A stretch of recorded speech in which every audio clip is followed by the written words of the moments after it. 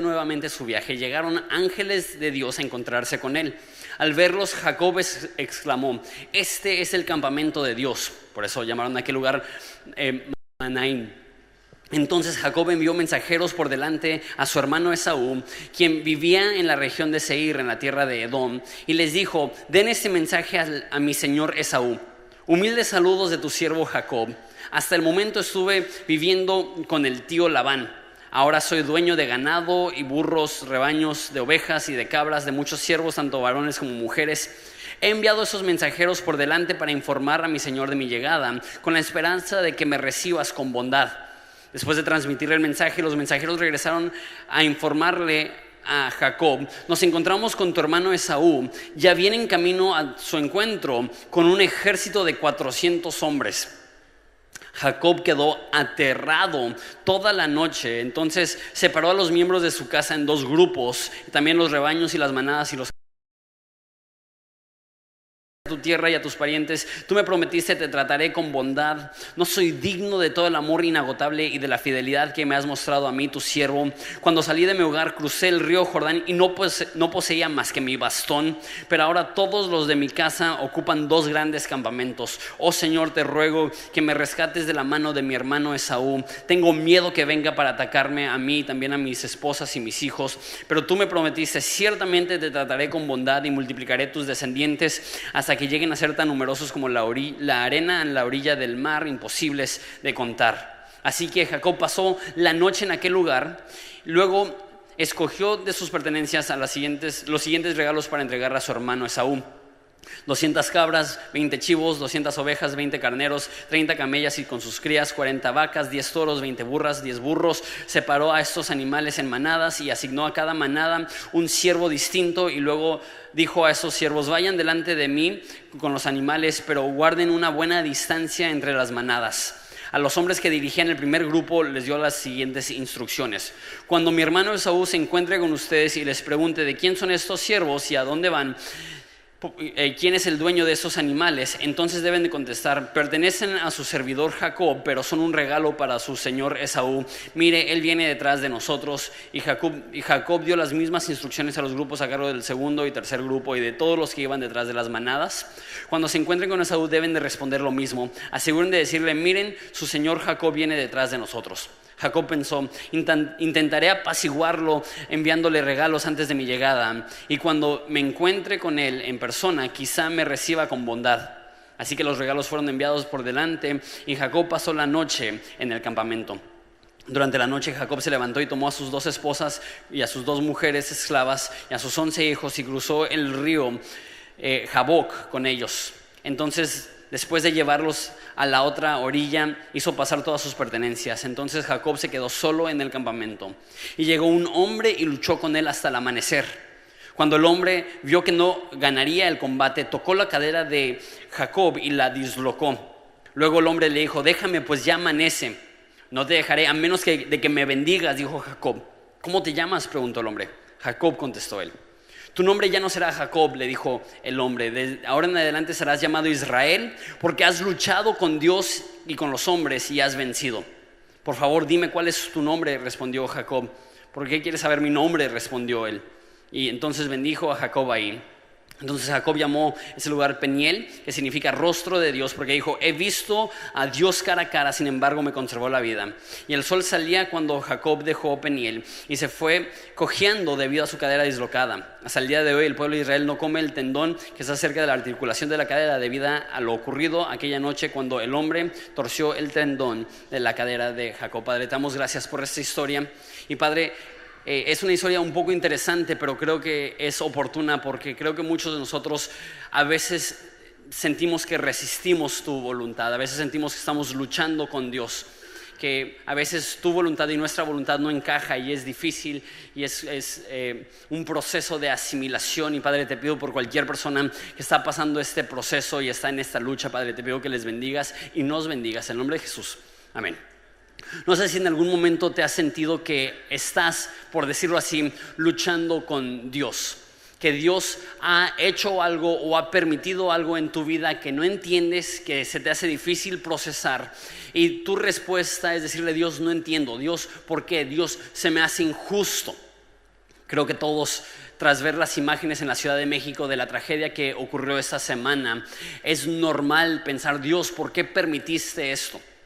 Y es mi postura que no creo que Dios quiere estas cosas. La Biblia dice que Dios odia la muerte, que Dios odia la destrucción, que Jesús vino para darle fin a la muerte y fin a la destrucción. No creo que Dios estaba en el cielo diciendo, México necesita ponerse las pilas, ahí les va un terremoto para que se acomode. No creo que esa es la postura de Dios. Sin embargo, Dios lo pudo haber detenido y lo permitió. Entonces, aunque no creamos que es la voluntad de Dios que haya muerte y destrucción, tenemos que procesar el hecho que Dios permitió que esto azotara nuestro país. Y es humano y es normal cuestionar a Dios en este momento y decir, Dios, ¿por qué permitiste que tantas personas murieran, que tantas personas perdieran su patrimonio, que toda la nación fuera literalmente sacudida? Y entran estas preguntas y déjate, te doy un poco del trasfondo de cómo Jacob llegó a luchar con este hombre que al parecer es Dios. Te doy un poco del trasfondo de su historia. Jacob cuando nació tenía un gemelo mayor que él. Sin embargo, hubo una profecía que decía que Jacob iba a estar por encima de su gemelo. Decía que el mayor iba a servir al menor. Entonces tenía esa promesa, la descendencia y la herencia va a pasar a través de ti y no de tu hermano mayor. Jacob creía en la promesa, mas no creía en el proceso, y en vez de esperar los tiempos de Dios, él estafó a su hermano y compró de él su herencia con una sopa de lentejas, y después de eso engañó a su padre haciéndose pasar por su hermano, recibiendo la bendición y la herencia de él. Esto obviamente enfureció a su hermano Esaú y él dijo, lo voy a matar. Entonces Jacob, tras haber engañado a su papá y deshonrado a su papá, que en una cultura de honra y deshonra lo peor que podías hacer era deshonrar a tu papá, él huye y va a la tierra donde va a estar su futuro suegro Labán, y está ahí por 20 años. Y ahora el engañador Jacob se enamora de una mujer llamada Raquel y hace un pacto con su futuro suegro de trabajar 7 años para casarse con Raquel, la hermana menor. Pero cuando llega el día de la boda, Labán le da la hermana mayor y engaña a Jacob. Ahora sí que Jacob significa engañador. Entonces el engañador fue engañado, al mentiroso le mintieron, a Jacob lo jacobiaron, por decirlo así, se la aplicaron. Y por ahí dicen que Labán era el peor músico de la Biblia, porque Jacob le pidió la menor y le dio la mayor. No, chiste terrible, pero bueno. Entonces, después de 14 años, por fin le empieza a pagar Labán, y lo que acuerdan es que dice Jacob, dame las ovejas manchadas, dame las ovejas de bajo precio y yo me quedo con ellas. Y él tenía una superstición que si tomaba un palo y lo pintaba de cierta forma, entonces las crías manchadas iban a tener buenas crías. Entonces él usaba este amuleto para que las ovejas le dieran mejores crías. Lo más probable es que es una superstición y no tenía nada que ver con el palo. Era Dios que estaba bendiciendo a Jacob como había prometido que lo iba a bendecir. Y crece tanto su patrimonio que sus cuñados se enojan con él y le dicen, tú tienes más riquezas que nosotros. Entonces empieza a haber esta tensión entre Jacob y su suegro y sus cuñados, y llega el momento donde dice, sabes que me tengo que ir, ya no soy bienvenido aquí. Entonces de noche huye con su familia, con sus esposas, con sus hijos, y Labán se da cuenta que se ha ido y va y busca a Jacob, y va a Jacob y le dice, ¿qué te pasa? ¿Por qué me robas a mis hijas? ¿Y por qué me robas mis ídolos? Porque Raquel, la esposa amada por Jacob, había robado un ídolo de su papá. Entonces Jacob le dice, oye, tranquilo. 1, son mis esposas y yo puedo hacer con ellas lo que quiera. Y 2, ¿de qué estás hablando? ¿De qué ídolo estás hablando? Busca en todo mi campamento a ver si encuentras dicho ídolo, sin saber él que su esposa había robado el ídolo. Entonces empiezan a buscar en todas partes y no encuentran nada. Y Raquel, sabiendo que ella robó el ídolo, se preocupa, y ella estaba en sus días, se estaba menstruando. Entonces ella tuvo la brillante idea, y eso quisiera estarlo inventando, pero viene en la Biblia. No leímos esa parte, es capítulo 30. Dice que porque le estaba bajando, se puso el ídolo entre las piernas en la falda. Dijo, difícilmente van a checar ahí, ¿no? Entonces los siervos estaban buscando de lugar en lugar y llegan con Raquel y le piden que desmonte del camello y le dice, ¿sabes qué? Qué pena, me está bajando, no puedo desmontar. Y los siervos, ok, no te desmontes, no, así no. Qué bueno que nos dices porque pensábamos que el camello estaba herido. No es cierto.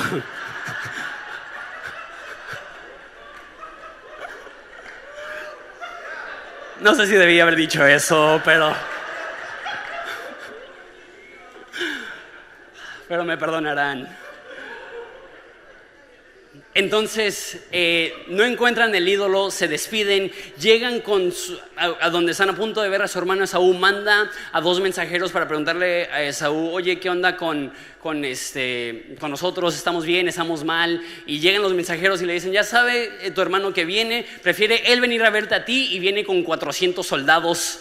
Y tiene este momento tenso Jacob donde no manches, ¿qué hago? Entonces toma todas sus pertenencias y las divide y dice, si me ataca mi hermano, que ataque a la mitad y que la otra mitad huya. Está teniendo toda esa tensión y él va y busca a Dios y empieza a orar. Ese es más o menos el trasfondo de esta historia. Tengo 5 puntos para nosotros el día de hoy. El primer punto es, humildad es buscar a Dios.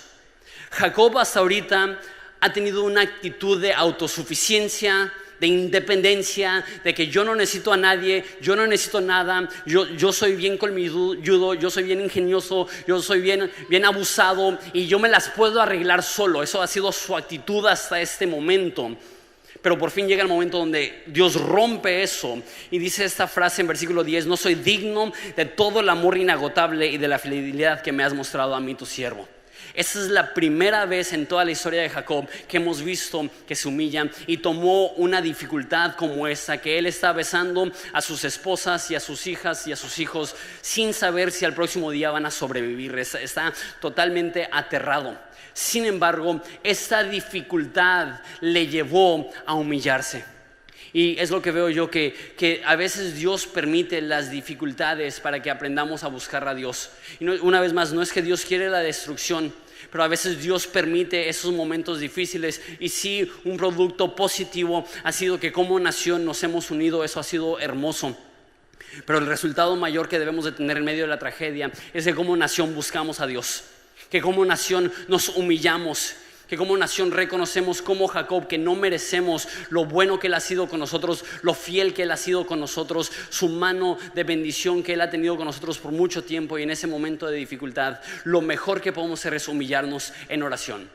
En la Biblia, más bien la Biblia no dice, yo digo esto, pero la humildad y la oración van de la mano. Una persona humilde va a ser una persona que constantemente va a estar orando. Una persona que no ora está mostrando que está operando en orgullo y en autosuficiencia. La oración y la humildad van de la mano. Entonces, la prueba que le mandó Dios a Jacob no era para destruirlo, era para redirigirlo, para que pudiera buscar a Dios. Y así debemos de verlo. Dios, regrésanos a ti como una nación, redirige nuestros corazones hacia ti, que la tragedia no produzca frialdad, que produzca una humildad que te busca y te procura. La humildad es buscar a Dios.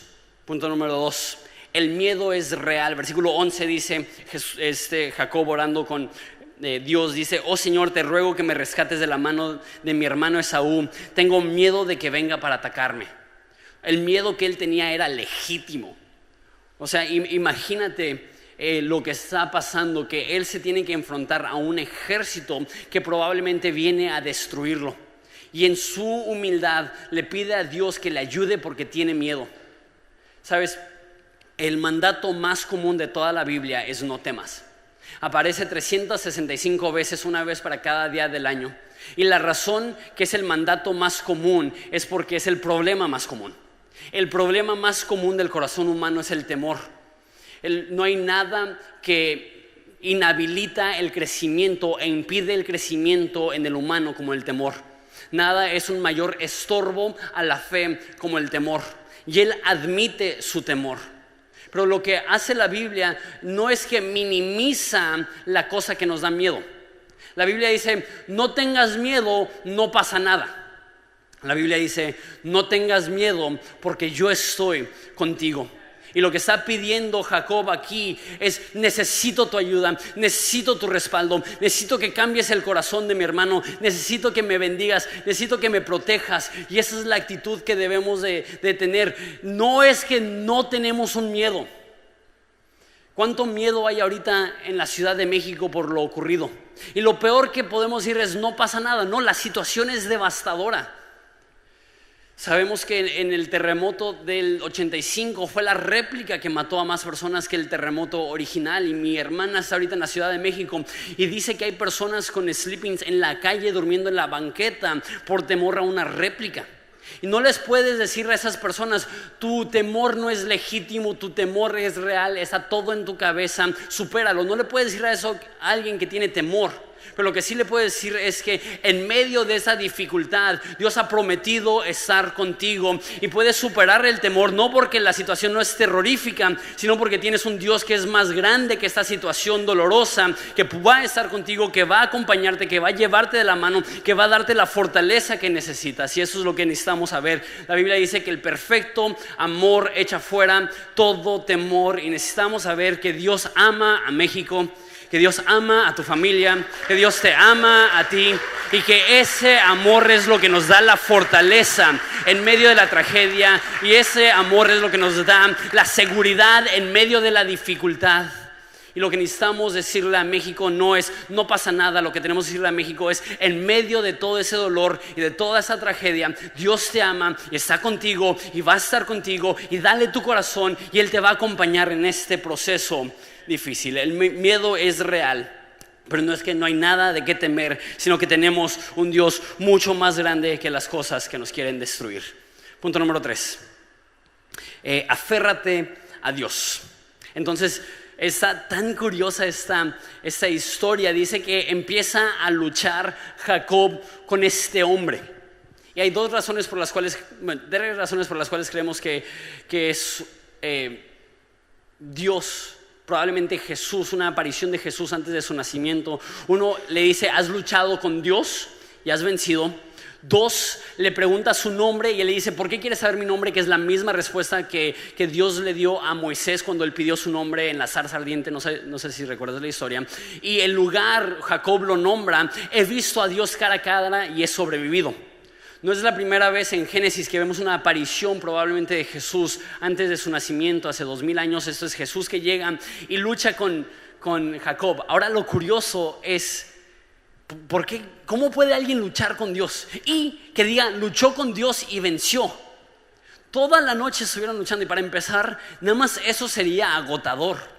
Yo entrené vale todo, artes marciales mixtas por 6 meses, y la base de artes marciales mixtas y vale todo es lucha grecorromana y jiu-jitsu brasileño, que son formas de lucha. Y déjate digo, después de 5 minutos de luchar te dan ganas de vomitar. Es un esfuerzo tan completo. Quizá te has agarrado a golpes con alguien y eso es nada más un shot de adrenalina, pero no te cansa tanto.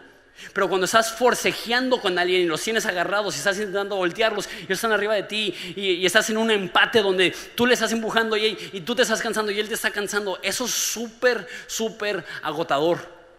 Y dice que toda la noche lucharon. Y no es que este hombre o Dios hecho carne, o como le quieras decir, esta aparición de Jesús era débil, porque dice que el momento que él quiso le tocó la cadera y le dislocó la cadera. No es que tenía debilidad, más bien es que Dios se estaba limitando para dejar a Jacob que peleara y que luchara con él. Así como cuando tú luchas con un hijo, no le estás aplicando toda la fuerza, no le estás metiendo una llave y esperando que tapee, estás bajándote a tu nivel y peleando a su fuerza de poder luchar. Y creo que eso es lo que está pasando. Le está dando la oportunidad a Jacob de forcejear con él. Pero ¿cómo puede decir que luchó con Dios y ganó? No es que ganó la pelea, por decirlo así, porque él salió con la cadera dislocada y no vimos que le hizo ningún daño a este hombre. No es como que llega todo cojeando Jacob y dice: sé que me veo mal, pero verás la paliza que yo le puse a él. No, si yo me veo mal, él se ve peor. No es la situación. Luchó con Dios y venció no significa que le ganó. Entonces, ¿qué significa? Yo creo que lo que está diciendo es que la intención que Dios tenía para esa lucha se llevó a cabo. ¿Y cuál era la intención? Creo yo, la intención de Dios era bendecir a Jacob. La razón que él venció es porque Jacob por fin llegó al punto donde no estaba buscando en sus propias fuerzas hacer algo, sino que se dio cuenta: yo no soy nada, yo nada puedo, te necesito a ti. Y esa es la realidad. La bendición no es la autonomía, la bendición es ser gobernados por Dios. Eso me lleva a mi 4 punto. La bendición más grande es ser gobernados por Dios. Algo que quiero decir, una cosa más antes de ese punto de aferrarnos a Dios, de esta lucha.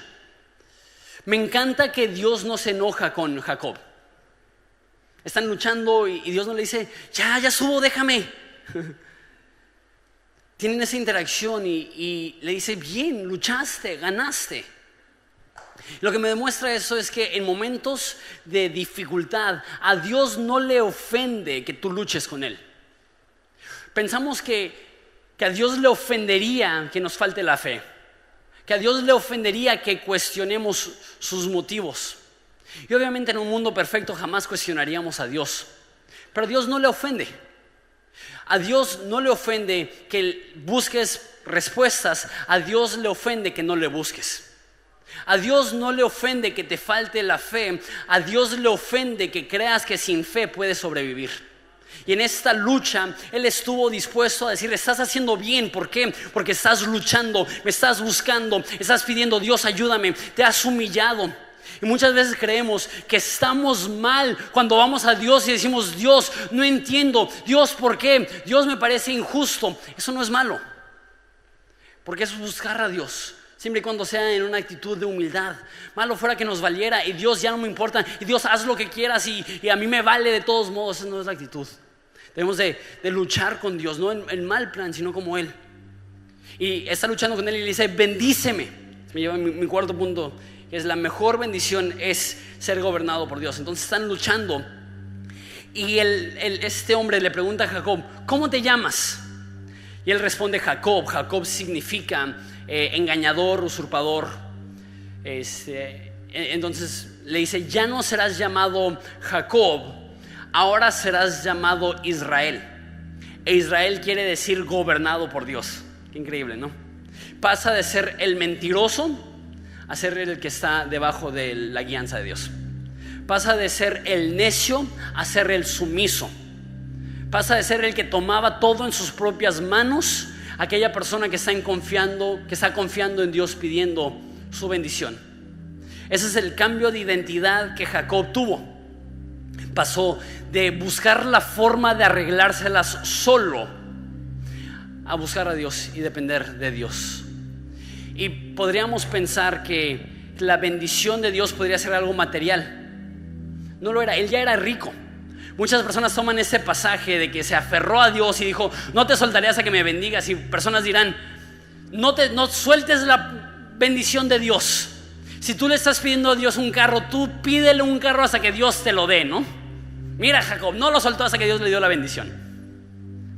Pero Jacob ya era rico. Jacob no estaba buscando otro camello. Jacob no estaba buscando más ganado. Jacob no estaba buscando más siervos. Jacob estaba buscando el apoyo de Dios. Jacob estaba buscando respaldo divino. La bendición que él quería es que él dejara de ser tan autónomo e independiente y que él aprendiera a confiar en Dios. Y por eso le dice: has luchado con Dios y has vencido, porque ya has aprendido que no puedes solo y que necesitas confiar en mí en cada paso del camino, en cada paso del proceso. El regalo más grande que Jacob recibió no fue un aumento material, fue una devoción y una entrega espiritual. Eso es lo que necesitamos. Me duele todo lo que está sucediendo, pero si eso me lleva a confiar en ti, vale la pena. Es difícil todo lo que está sucediendo, pero eso me lleva a dejar de confiar en mis fuerzas y empezar a confiar en Dios. Vale la pena. Y estaba escuchando un mensaje por Tim Keller y dijo algo que jamás había escuchado, que me ayudó a entender ese pasaje muchísimo más. La Biblia dice que desde que nació, Jacob fue rechazado por su papá. El favorito de su papá era Esaú, y Jacob era el relegado, era el abandonado, era el ignorado. Y me pregunto si toda esta actitud de cinismo, de engaño, de aprovecharse, de ser un charlatán, de ser un usurpador, no era porque él estaba buscando algo que jamás recibió: aprobación, respaldo, cariño, amor. Y porque él jamás recibió este amor de su padre, él ya sabía que iba a recibir la bendición. Dios se lo había prometido. Entonces, ¿por qué se viste de su hermano y engaña a su papá sabiendo que probablemente le podría costar la vida? Me pregunto si estaba tan herido Jacob que él dijo: yo lo único que quiero escuchar es que mi padre me diga te amo, te bendigo, aunque sea bajo un engaño, aunque él piense que está hablando con Isaac. Y Jacob toda su vida estaba peleando y luchando con los hombres, buscando aprobación, buscando cariño, buscando validación. Y Dios le dice: has estado buscando en el lugar incorrecto. Tu padre no te lo puede dar, tu esposa no te lo puede dar, tus riquezas no te lo pueden dar. La aprobación, la validación, el apoyo, la bendición que necesitas tiene que venir directamente de mis manos. Entonces Jacob se aferra a este hombre y le dice: necesito una bendición tuya. Ya he luchado con hombres demasiado tiempo y me siento igual de vacío, y estoy igual de tocado, y estoy igual de lastimado. Y él le dice: te bendeciré, te apoyaré, te protegeré, te multiplicaré. Y recibe la bendición que él tanto ha buscado. Y me pregunto cuántas personas aquí están heridos, están vacíos, están tocados, están lastimados, y esto ha provocado en ti un cinismo, y eso ha provocado en ti un maltrato de las demás personas. Y es porque estás buscando de las personas algo que únicamente Dios te puede dar. Y eso es respaldo, y eso es apoyo, y eso es cariño, y eso es bendición, y eso es amor, y eso que tú puedas escuchar: te amo, te bendigo. Eso es lo que Dios te ofrece.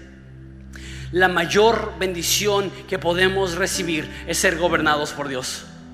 No es autonomía, no es independencia, no es libertad, es sujeción, es respaldo, es pertenecerle a Él. La mayor libertad no es hacer lo que te valga, lo que a ti, ¿cómo se dice? Lo que tú quieras, lo que te pegue la gana. La forma de ser libres es ser dependientes de un Dios que es bueno y que te ama por sobre todas las cosas. La libertad real no es luchar con tu propia fuerza. La libertad real es aprender a confiar en Dios aún en los momentos más trágicos y difíciles. Eso me lleva a mi quinto punto. Con eso terminamos. El resto de su vida cojeó. Dice que le tocó y empezó a cojear. ¿Y por qué hizo eso? ¿Por qué tuvo que empezar a cojear el resto de su vida Jacob?